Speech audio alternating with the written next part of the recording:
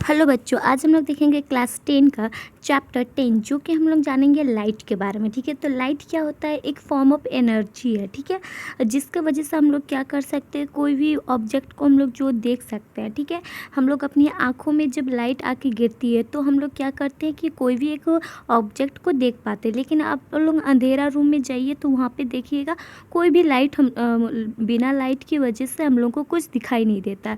तो हम लोग यहाँ पे इसी के बारे में जानेंगे। तो पहला तो है हम लोग देखेंगे कि इसका प्रॉपर्टीज़। ठीक है, प्रॉपर्टीज़ ऑफ लाइट क्या होता है? पहला तो है प्रॉपर्टीज़ कि ये इलेक्ट्रोमैग्नेटिक वेव है जो so does not require any medium to travel. तो ये एक ऐसा है वेव है जो कि जिसको हम लोग बोल रहे हैं कि ये इलेक्ट्रोमैग्नेटिक वेव है। इलेक्ट्रोमैग्नेटिक वेव का इसका मतलब यहाँ पे बताया जा रहा है कि इसको कोई भी मीडियम का ज़रूरत नहीं पड़ता। मतलब होता है ना कि जैसे कि आप कहीं जाते हैं तो आप जैसे कि बाइक से जाते हैं तो उसके लिए आपको एक बाइक पड़ा तो जिसके वजह से आप एक जगह से दूसरा जगह गए। लेकिन ये जो लाइट है इसको कोई भी ऐसा कुछ भी चीज़ का ज़रूरत नहीं पड़ता, वो अकेले ही ट्रैवल कर सकता है। दूसरा चीज़ यहाँ पे है कि light tends to travel in a straight line. तो लाइट जो रहती है ये क्या है? स्ट्रेट लाइन ट्रैवल करती है। ठीक है, एकदम हम स्ट्रेट में ये ट्रैवल होती है, ये नहीं कि ऐसे वैसे ऐसे ऐसे नहीं करती है, बस वो एक स्ट्रेट लाइन में वो ट्रैवल होती है। दूसरा बताया जा रहा है कि लाइट के पास जो दो तरह का नेचर होता है, एक तो वेव नेचर हो सकता है या फिर पार्टिकल नेचर, जो कि हम लोग क्वांटम थ्योरी की वजह से जान पाते हैं। मतलब कि वेव नेचर मतलब इस तरीक़ा से और पार्टिकल नेचर मतलब इस तरीक़े का कोई कण है। ठीक है, दूसरा हम लोग देखेंगे लाइट कैच शैडो। लाइट जो है कैच करते हैं शैडो को। ठीक है, फिर यहाँ पे बताया जा रहा है कि स्पीड ऑफ लाइट, स्पीड जो है लाइट का is maximum in vacuum. Vacuum में लाइट का स्पीड क्या रहता है? मैक्सिमम रहता है। ठीक है, जो कि हम लोग का कितना है? 3 × 10⁸ ठीक है, मीटर पर सेकेंड। तो हम लोग ये चीज़ याद रखिएगा, ये चीज़ MCQ टाइप में पूछता है कि जो मैक्सिमम जो है लाइट का जो स्पीड रहता है वैक्यूम में वो कितना रहता है, इतना। फिर हम लोग वाटर में भी अलग अलग तरीक़ा का मतलब लाइट का ये रहता है 2 × 10⁸ इस तरीक़ा से रहता है। फिर यहाँ पे फिर हम लोग देखेंगे कि ये जो लाइट है जब कोई सरफेस पे गिरती है तो क्या होता है। ठीक है, तो अगर कोई एक प्लेन सरफेस पे गिरती है, पॉलिशिंग सरफेस पे, तो वो हम लोग क्या बोलते हैं, उसमें रिफ्लेक्शन हो रहा है। ठीक है, तो अगर कोई ऐसे मतलब कि अलग मीडियम से यहाँ पे मान लीजिए वाटर है और यहाँ पे आके लाइट गिर रही है तो वहाँ पे क्या होता है? रिफ्रैक्शन होता है। ठीक है, और कोई कोई कहीं पे क्या होता है? एब्जॉर्प्शन भी होता है। जैसे हम लोग बोलते हैं ना कि ब्लैक कलर क्या करता है कि वो अलग अलग कलर, ब्लैक कलर जो रहता है वो क्या करता है? लाइट को एब्जॉर्ब कर लेता है। ठीक है, इसी वजह से हम लोग गर्मी के दिनों में क्या करते हैं? ब्लैक कलर को नहीं पहनते हैं, तो क्योंकि हम लोग को ज़्यादा गर्मी लगेगा, क्योंकि वो एब्जॉर्ब कर ले रहा है हीट एनर्जी को, लाइट एनर्जी को। तो यहाँ से एब्जॉर्प्शन को ये चीज़ बताया जा रहा है कि जो है इस 3 तरीक़ा से हम लोग इसको कर सकते हैं। फिर यहाँ पे हम लोग सबसे पहले जो है रिफ्लेक्शन देखेंगे। यहाँ पे बताया जा रहा है कि जब कोई भी एक हाईली पॉलिश सरफेस है, मतलब यहाँ पे दिख रहा होगा हाईली पॉलिश सरफेस, इस पर एक इंसिडेंट लाइन जो है, मतलब कोई भी एक लाइट का किरण आती है और वो रिफ्लेक्ट होके चल जाती है। तो यहाँ पे हम लोग क्या बोलेंगे? जो रे आती है उसको इंसिडेंट बोलेंगे, जो रिफ्लेक्ट होके चल जाती है उसको रिफ्रैक्टेड बोलेंगे। और यहाँ पे जो एंगल बन रहा है उसको हम लोग क्या बोलेंगे? यहाँ पे दिख रहा है आप लोगों का एंगल बन रहा है, उस एंगल को हम लोग क्या बोल रहे हैं? इंसिडेंस, एंगल ऑफ इंसिडेंस, और इसको एंगल ऑफ रिफ्लेक्शन। हम लोग ये एक बीच में नॉर्मल मान लेते हैं जो कि इन दोनों के एकदम बीच में रहता है। तो यहाँ पे एक लॉज आता है, लॉ ऑफ रिफ्लेक्शन, जिसमें क्या बताया जाता है कि जो एंगल ऑफ इंसिडेंस है वो इक्वल टू है किसका? एंगल ऑफ रिफ्लेक्शन का। तो एंगल ऑफ इंसिडेंस जो है वो क्या है? इक्वल टू है एंगल ऑफ रिफ्लेक्शन के। ठीक है, फिर यहाँ पे बताया जा रहा है कि इसमें और भी एक चीज़ बताया गया है कि ये जो तीनों जो है, तीनों का तीनों एक ही पॉइंट पे आके है, तो इसको ये दूसरा नियम पे बताया जा रहा है। ठीक है, फिर यहाँ पे हम लोग देखेंगे कि जो इमेज बनता है इसके बारे में हम लोग जानेंगे। यहाँ पे बताया जा रहा है कि जब 2 lights ray actually meet as appear to meet the bore, कि एक पॉइंट पे जब दो लाइट की रेज जो है आके मिलती है तो वहाँ पे वहाँ पे क्या बनती है, इमेज बनती है। जैसे कि यहाँ पे पहले बता दें, मान लीजिए यहाँ पे एक लाइट आया और यहाँ पे एक सरफेस पे टकराया, ठीक है, और इधर से भी एक लाइट आया और वो भी आके इधर से टकराया है। तो इसका मतलब कि यहाँ कहीं पे एक जगह ऐसा है कि वहाँ पे यहाँ पे मान लीजिए कोई एक मिरर टाइप में है और इधर से एक लाइट आता है और ये रिफ्लेक्ट होके चल जाता है, इधर से एक लाइट रेज आता है और वो रिफ्लेक्ट होके चल जाता है। तो यहाँ पे जो है ये दोनों मिला और ये जो मिला जहाँ पे, तो यहाँ पे एक क्या बना है, इमेज बना है, ठीक है। तो इसी को बताया जा रहा है इमेज क्या है, उसके बारे में हम लोग देख लिए। जब टू रेज जब मिलता है एक दूसरे से तो उस पॉइंट को हम लोग क्या बोल रहे हैं, इमेज। दो तरह का इमेज होता है, एक रियल इमेज होता है और एक वर्चुअल इमेज होता है, ठीक है। रियल इमेज किसको बोला जा रहा है, कि जब लाइट रे जो है एक्चुअली में मीट करता है, ठीक है, when light rays actually meet. और यहाँ पे बताया जा रहा है वर्चुअल का बनता है अपीयर टू मीट, ठीक है। यहाँ पे it can obtain on screen, और ये कहाँ पे, स्क्रीन में ऑप्टेन होता है, मतलब स्क्रीन में हम लोगों को दिखता है, बट ये क्या है, स्क्रीन में नहीं दिखता है।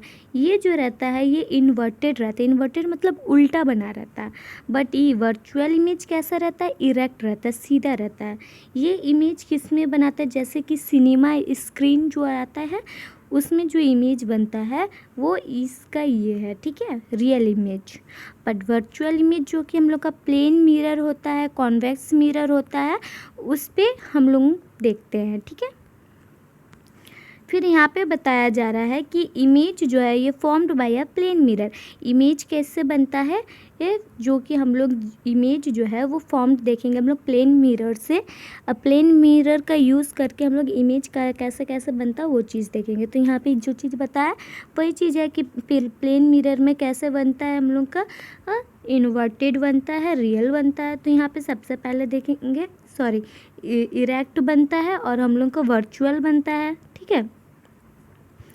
फिर यहाँ पे देखिए सबसे पहले एक ऑब्जेक्ट रखे, वो क्या हुआ, टकराया और वो रिफ्लेक्ट, इधर देखिए रिफ्लेक्ट होके चल गया, इस तरफ दिख रहा होगा यहाँ पे अच्छा से कि ये एक रेज गया यहाँ से और ये रिफ्लेक्ट होके चल गया, ठीक है, और एक रेज गया इस तरीक़ा से और वो सीधा ही रिफ्लेक्ट होके चल गया। तो हम लोग ये दोनों को एक पॉइंट पे मिलाए यहाँ पे, ठीक है। तो यहाँ पे हम लोग देखिए कि जो इमेज कैसा बना, सीधा बना है, जैसा ऑब्जेक्ट रखा हुआ था उसी तरह का इमेज बना है, सीधा बना है। और ये कैसा बना है, ये वर्चुअल बना है, ठीक है। यहाँ पे दिख रहा है आप लोगों को इरेक्ट वर्चुअल वाला। साइज कैसा है, सेम साइज का बना है। तीसरा है कि हम लोग को ये कैसा बना है कि मिरर जो है उसके पीछे में बना, आप लोग देखिए यहाँ पे मिरर के पीछे में बना है, ठीक है। और ये लेटरली इन्वर्टेड है, ठीक है, लेकिन इस मतलब कि उल्टा रहता है। इन्वर्टेड मतलब क्या रहता है, उल्टा रहता है, ठीक है। लेटरली इन्वर्जन मतलब क्या होता है, right side of object appears left side, ठीक है। मतलब कि जैसे हम लोग देखते हैं ना कि आईना में लेफ्ट हैंड को उठाते हैं तो उसमें क्या दिखेगा, हम लोग का राइट हैंड उठ रहा है जैसे। तो यहाँ पे यही चीज़ बताया जा रहा है कि ये इन्वर्टेड होता है, मतलब उल्टा होता है।